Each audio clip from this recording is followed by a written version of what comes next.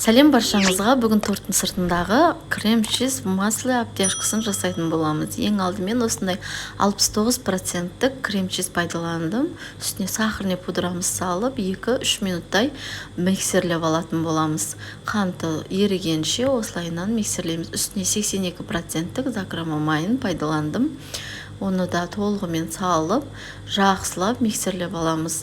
2-3 минуттай миксерлейсіздер, басы біріккенше осылайынан біркелкі масса болғанша миксерлеп аламыз. Мінекей біздің креміміз дайын болды. Маған тортымның сырты көк түсті болғандықтан осындай көк түсті краситель пайдаландым.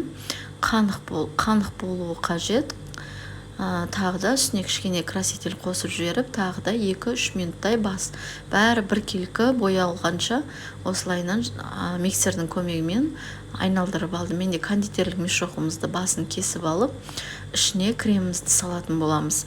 Кремімізді осындай менде молочная девочка тортын ішіп, молочная девочка. Осыны морозильникте 3 сағат қойғаннан кейін барып сыртындағы обтяжкасын жасап жатырмын. Немесе тортымызды холодильникке 1 түнге қойсаңыз болады. Сол кезде кремдері қатып әдемі болып тұрады. Сыртындағы обтяжка кремі де жақсы жағылатын болады.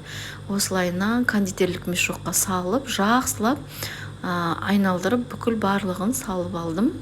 Енді осының сыртын шпательдің көмегімен, осындай шпательдің көмегімен айналдырып тегістейтін боламыз. Бірінші мен міндетті түрде жанын жасап аламын.